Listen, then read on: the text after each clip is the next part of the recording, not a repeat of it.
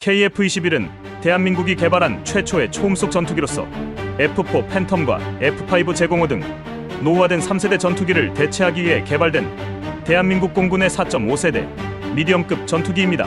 기존 스텔스 전투기인 미공군의 F-22와 유사한 기체 형상에서 알 수 있듯이 향후 KF-21의 개발이 완료되고 블록2와 블록3로 진화적 개발 단계를 거치면서 완전 매립형 내부 무장창을 갖춘 5.5세대 스텔스 전투기 혹은 그 이상의 성능을 갖춘 전투기로 개량해 나갈 것을 염두에 두고 설계되었습니다.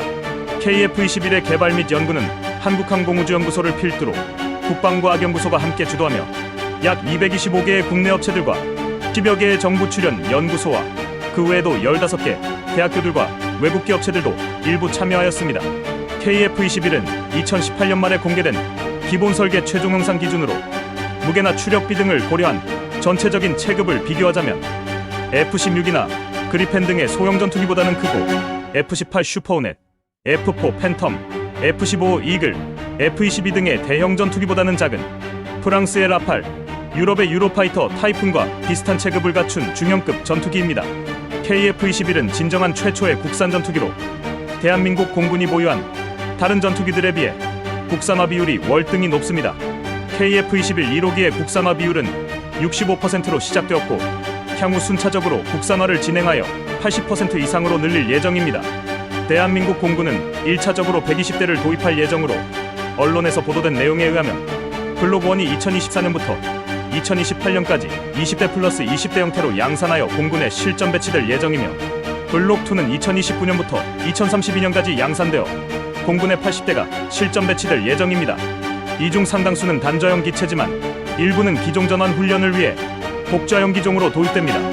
이렇게 되면 2032년에는 F-16 계열 134대와 KF-21 계열 120대로 미들급 전투기가 254대, F-15K 59대와 F-35A 60대의 하이급 전투기가 119대, FA-50 로우급 전투기가 60대로 4세대에서 5세대급 전투기를 총 400대 이상 운영할 예정입니다.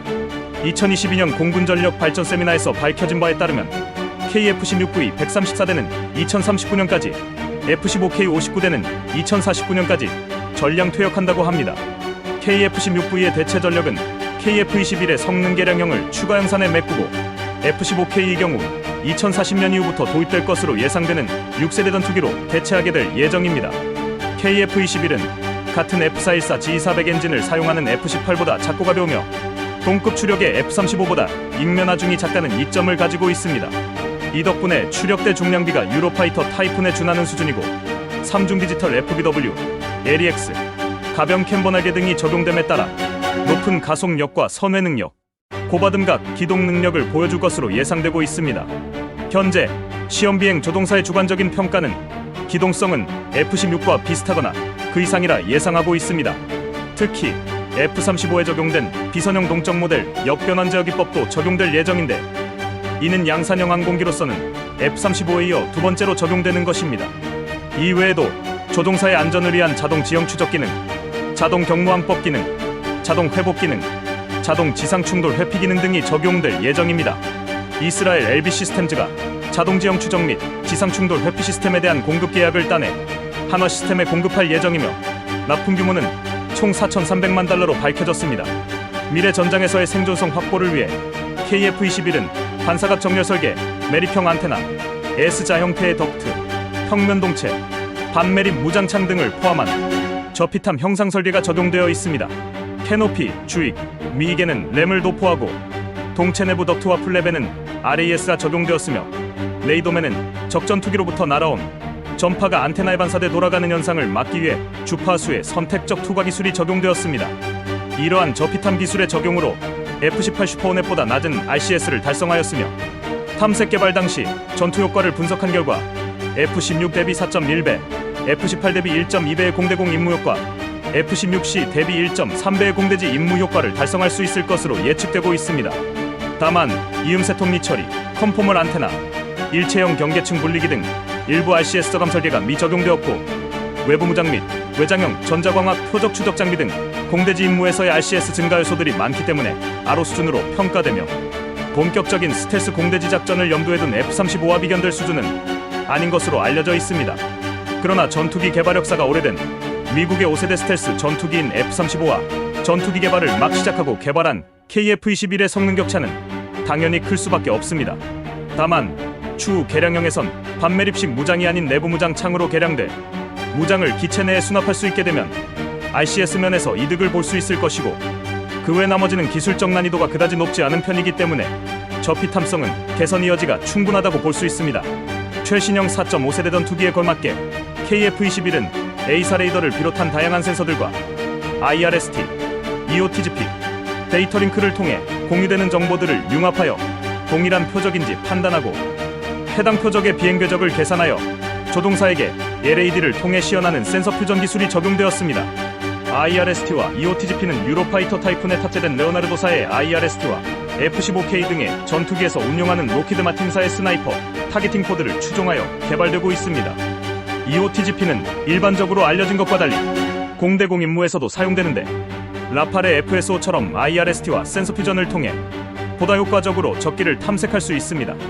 한화 시스템에서 개발하는 다기능 레이더는 능동 이상 배열 방식이며 성능은 AN/APG-81과 동등하거나 우월한 수준을 목표로 개발하는 중입니다.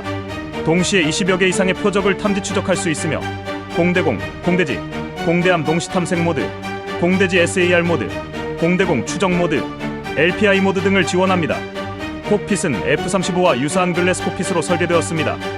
조종사의 임무 수행에 필요한 필수 비행 데이터, 항공기 데이터 및 임무 수행 관련 정보와 통합전자전 장비로부터 들어오는 위협 정보, 스댄서 융합으로 통합된 표적 정보들을 선택적으로 시연하여 조종사에게 최적의 대응 방법을 제공합니다. HOTAS 다기능 조종관과 조종석 내에서 음성으로 제어할 수 있는 DVI 기술이 적용되었으며, LAD에는 적외선 터치 센서가 적용된 저반사 디스플레이가 적용되었습니다. 기관포는 F-15, F-22, F-18에 장착된 M61A2 20mm 발칸포가 탑재되었습니다. 최대 무장량은 약 17,000파운드며 AIM-9X, AIM-120알람, SDB-JDAM, LGB, AGM-65, AGM-84 등 다양한 무장을 운용할 수 있습니다. 수출을 고려하여 미국제 무장 외에도 타우러스 미사일, 아이리스-T, MBDA 미티어 미사일 등 유럽제 무장과 천룡 공대지 미사일, KGGB 폭탄, 공대함2 유도탄 등 국산 무장도 인티할 예정입니다. 하드포인트는 주익하단에 6개, 동체하단에 4개로 총 10개이며, 동체하단의 하드포인트는 1단 반매립 형태로 미티어나 AIM-120알람 미사일 4발을 탑재할 수 있으며, 향후 업그레이드를 통한 추가 개량으로 내부 무장창으로 교체할 계획입니다. 이와 비슷한 것이 엔진 장착인데, 한국 공군에서는 유럽제와 미국제 엔진을 둘 다 사용할 수 있도록 요구하였으나 개발비 문제로 미국제 엔진만 장착하는 것으로 결정되었습니다. KF-21은 체계 개발 기간인 2026년까지 지상 이동 및 공중 비행 시험을 위한 총 6대의 시제기와 함께 지상시험 전용의 내구성과 정적 구조 시험체 2대가 별도로 제작되었습니다. KF-21 단저형 시제기 조립에 사용된 부품은 모두 22만여 개로 볼트와 너트 리렛만 7천여 개, 튜브와 배관은 1200여 종에 달한다고 합니다. CJ 2호기부터 4호기까지는 2021년 말, CJ 5호기 6호기는 2022년 상반기에 각각 제작되었습니다.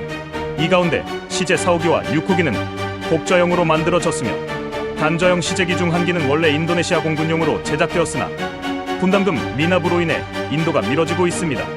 현재는 지상 테스트 단계를 지나 고받음각 테스트와 공중급유 및 무장발사 테스트 등 각종 테스트를 진행하고 있습니다. 블록 제로 즉 시제기의 엄격한 시험 비행을 통해 여러 문제점을 발견 수정하고 2024년부터 2028년까지 양산을 시작하여 2026년부터는 공식적인 체계 개발 완료와 대한민국 공군에 실전 배치 예정입니다. 블록 1은 노후화가 한계에 다다른 F5와 KF5의 공대공 임무와 제한적인 공대지 임무를 수행할 수 있으며, 내부 무장은 반매립식으로 장착됩니다. 블록 2는 2026년부터 무장 능력 확보를 통한 블록 2 개량 사업을 2028년까지 진행하여 2029년부터 2032년까지 양산 배치 예정입니다. 블록 2 양산기체 80대는 A사 레이더 업데이트를 통해 공대지, 공대함 임무 수행이 가능하도록 프로그램 및 무장이 추가될 예정입니다. 일부 사람들이 블록 2를 내부 무장창을 적용한 5세대 스텔스 전투기로 이해하기도 하나, 이는 국방과학연구소에서 과거에 제시했던 성능 개량 계획안과 현재 진행 중인 KF-X 사업 계획 일정 사이에서 생겨난 오해입니다. 즉, 블록 3로 개량을 해야지 진정한 5세대 전투기로 탈바꿈할 수 있다는 뜻입니다. KF-21 블록 3는 탐색 개발 당시 성능 개량 방안을 제시하면서 나온 성능 개량안으로 현재 계획 중에 있습니다. A사 레이더 성능 개량, 향상된 센서 및 생존 시스템 통합, 내부 무장창 신설, KUS-X와 연계한 유무인 전투기 복합 체계, 레이저 무기 등이 거론되고 있어서 5세대 혹은 그 이상의 성능을 목표로 하고 있는 것으로 보입니다. 향후 2030년대 초에 도입하는 걸 검토하고 있다고 합니다. 군 고위급 인사가 스텔스 기로의 진화 가능성을 언급했고, 방사청장은 확장성을 가질 수 있다고 언급하면서 추후 5세대 및 6세대급 스텔스 기로의 진화를 정부에서도 계획하고 있는 것으로 보입니다. 또한 카이가 발표한 자료에는 5대 주력 사업 추진 전략 부분에서 KF-21 블록 2단계 함재기형과 전자전기형이 포함되어 있음이 확인되면서 카이가 다양한 파생형 기체를 개발할 의지를 가지고 있음이 알려졌습니다. 항공모함 도입 여부로 논란이 많은 함재기형과 달리 전자전기의 경우 대체적으로 긍정적인 반응이 많습니다. 현대전장에서 전자전기의 소요가 확대되고 있고, 국내에서도 한동안 전자전기를 도입해야 한다는 여론이 일기도 했습니다. 군도 전자전기의 필요성을 인지하고 현재 국내 개발로 전자전기 도입을 추진하고 있습니다. 모쪼록 지금 개발 중인 KF-21이 블록 1, 블록 2, 블록 3단계뿐만 아니고 전자전기와 함재기형으로도 뛰어난 성능을 인정받아 대한민국 하늘의 수호자가 되어주길 바라는 바입니다. 지금까지 영상이 재미있으셨으면 구독과 좋아요, 알림 신청과 댓글 부탁드립니다.